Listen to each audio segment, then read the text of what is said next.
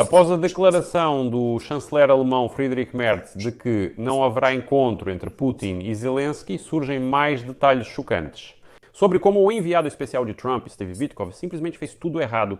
Como ele criou a ilusão de que Putin estaria disposto a negociar, trouxe Putin ao Alasca e agora o presidente americano ficou em situação embaraçosa, pois não há avanços rumo à paz nem acordo planejado. E, na verdade, as negociações chegaram a um impasse. Apesar de Steve Witkoff afirmar que Putin aceita trocas territoriais, concessões e garantias de segurança para a Ucrânia, Putin, na verdade, concorda com várias coisas. E então ficou claro que, na verdade, Putin não concorda com nada. E hoje a Reuters revelou os bastidores das tentativas de paz rápida em agosto. No centro está o enviado especial Steve Witkoff. Primeiro veio uma mensagem de Moscou dizendo que Putin estava pronto para grandes concessões. Depois, nas conversas, surgiu um esquema de troca de territórios como se regiões da Ucrânia fossem trocadas entre si. Depois essa versão simplesmente desapareceu, acabou que não existia. Os aliados ficaram irritados. A Ucrânia segue firme, mas sem resultados. Deixe-me explicar em termos simples o que realmente aconteceu aqui e como chegamos a esse ponto. Meu nome é Alexei Petch e hoje é 28 de agosto. Antes de começarmos, peço que você se inscreva neste canal, deixe um like, escreva qualquer comentário e não se esqueça de se inscrever no meu canal do Telegram Petchy News. O link está na descrição do vídeo. Então, o que aconteceu? A Reuters descobriu hoje todas as informações sobre como o enviado especial de Trump, Steve Witkoff, foi a Moscou em agosto para se encontrar com Putin, após o que Trump deu mais 2 semanas para Putin. O que ele trouxe de lá e como o Kremlin conseguiu, sabe, enganar Witkoff e Trump? O que aconteceu? Segundo a Reuters, tudo começou com esperança após o contato de Steve Witkoff com o Kremlin em Washington. Eles colocam um documento na mesa com a tese otimista de que a Rússia está pronta para concessões significativas e a Casa Branca acelera o encontro no Alasca. É preciso se reunir com urgência, porque imagine só, a Rússia está pronta para concessões e a Europa começa a buscar argumentos para garantias de segurança à Ucrânia. Ao mesmo tempo, ouvimos aquele tom inconfundível de Donald Trump, dizendo que em 1 ou 2 semanas com certeza veremos progresso. Eu já acertei tudo. Senão, vamos mudar a tática e haverá sanções muito sérias contra a Rússia. O segundo passo é a tentação de escolher o caminho mais fácil. Depois de alguns dias, esse termo concessões por parte dos russos na boca dos interlocutores se transforma na expressão troca de territórios. Steve Witkoff informou em Washington que Moscou está disposta a fazer concessões, mas não soube detalhar quais. E acabou que a concessão, na verdade, era a troca de territórios ucranianos. E aqui todos cometeram um erro. Steve Witkoff, o vice-presidente dos Estados Unidos da América, J.D. Vance, e o presidente dos Estados Unidos da América, Donald Trump. Porque todos eles gritavam que Moscou estava pronta para fazer concessões muito significativas e depois tiveram que dar um jeito de sair dessa situação. J.D. Vance afirmou que Moscou está disposta a ceder. Sabe quais concessões são essas? No fato de que Moscou abre mão de mudar o regime político em Kiev, abre mão da ideia de estabelecer um governo fantoche em Kiev e desistiu da ideia de conquistar toda a Ucrânia. Essas são as principais concessões de Moscou. Bem, Owens, claro, esqueceu de dizer que foram as forças de defesa da Ucrânia que deram uma surra nesses russos sujos, de modo que eles simplesmente não conseguem realizar tudo isso fisicamente. Mas estão presentes, o que já é uma concessão. Vamos voltar a como as concessões de Moscou viraram troca de territórios. Em vez de falar sobre a devolução do que foi capturado, começa-se a oferecer um papel com a redefinição dos territórios. Tipo, aqui deixamos para vocês, aqui garantimos para Kiev e todos vão declarar vitória. Tudo isso era conveniente para as manchetes, como se uma solução tivesse sido achada, mas ruim para a realidade. Porque existe a Constituição ucraniana que não permite a ninguém ceder nenhum território. A União Europeia afirma que fronteiras não podem ser alteradas à força e a sociedade jamais aceitará isso. E a sociedade que viu as atrocidades dos russos em Bucha, em Kharkiv, em Mariupol, em Kherson e assim por diante. E tudo isso simplesmente não cabe em algum tipo de acordo pacífico. Depois surge o terceiro passo.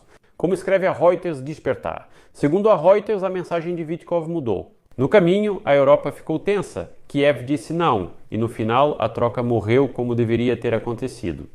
Porque isso não era uma solução, mas uma tentativa de congelar a guerra sob as ordens de Moscou, sob congelamento. O Kremlin sabe se reagrupar, transferir metal, reorganizar a logística e reabastecer depósitos de munição. Para a Ucrânia, isso não é paz, é uma pausa antes de uma nova guerra. O que restou de tudo isso no final?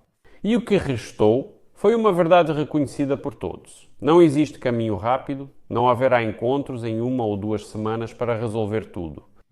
Ou você cria uma garantia automática clara de segurança para a Ucrânia, onde não há nenhum direito de veto russo, sanções, fornecimento de armas e assim por diante. Sem nos dar tempo para pensar. Ou você vende para as pessoas uma bela coletiva de imprensa, após a qual haverá um novo ataque de míssil ou drone a uma cidade ucraniana. Legendas. A Ucrânia e os funcionários europeus escolheram as primeiras garantias de segurança claras. Washington, infelizmente, por causa dessa ingenuidade de Steve Witkoff, escolheu a segunda opção. Declarações barulhentas, gritos do Alasca, resolvemos tudo, abraço desse ditador sujo e careca, Putin, e a declaração de que em 1 semana haveria paz, mas no final não há paz nenhuma. Onde está Trump em toda essa história? No mesmo lugar de sempre. Ele gosta de prazos e de fórmulas chamativas. E declara que haverá sanções muito sérias. Diz que vai mudar a tática em 2 semanas. Mas o público já aprendeu a diferenciar barulho de ação.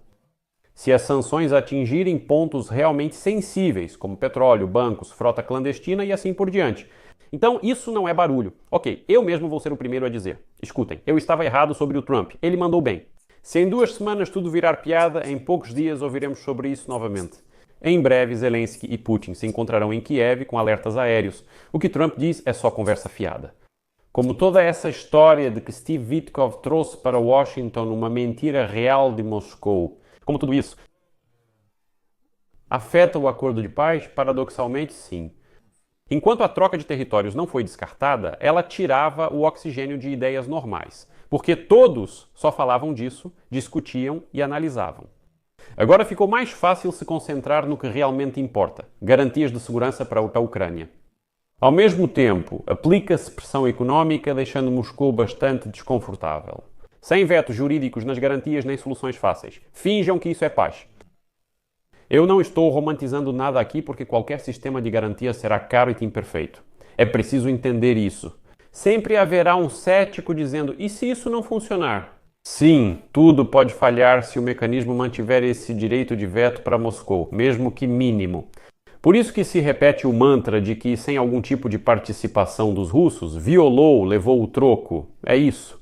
Essa é uma linguagem clara ao agressor, especialmente ao russo. E por fim, por que essa história é importante? Para nós, isso é como uma vacina contra a ingenuidade. Eu diria assim: guerras dessa magnitude não terminam com troca de territórios. Elas não acabam com trocas de opiniões em um feed de notícias. Elas não acabam com declarações bombásticas de Donald Trump. Elas terminam com uma situação em que o ataque, o futuro, se torna sem sentido e doloroso. O resto são só palavras bonitas. E aqui é preciso entender que, na verdade, nem Putin, nem Steve Witkoff, nem Trump tinham um plano. Não havia plano. Havia apenas declarações grandiosas. Então, sabe, nós descartamos essa má ideia antes que ela se tornasse uma má realidade. Isso é bom. A Ucrânia não permitiu que nenhum Witkoff, nenhum Trump, nenhum J.D. Vance ensinasse esse cenário de troca de territórios.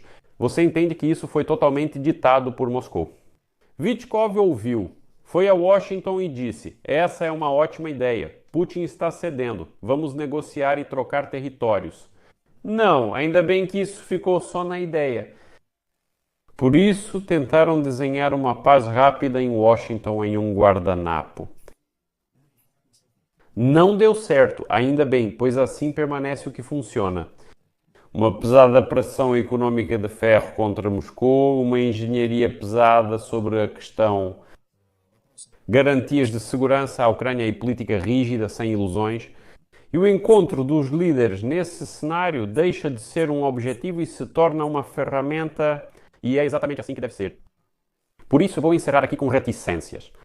Deixe sua opinião e suas conclusões nos comentários deste episódio. Inscreva-se no canal, ative o sininho e não se esqueça de deixar o like. É isso. Cuidem-se. Tchau a todos.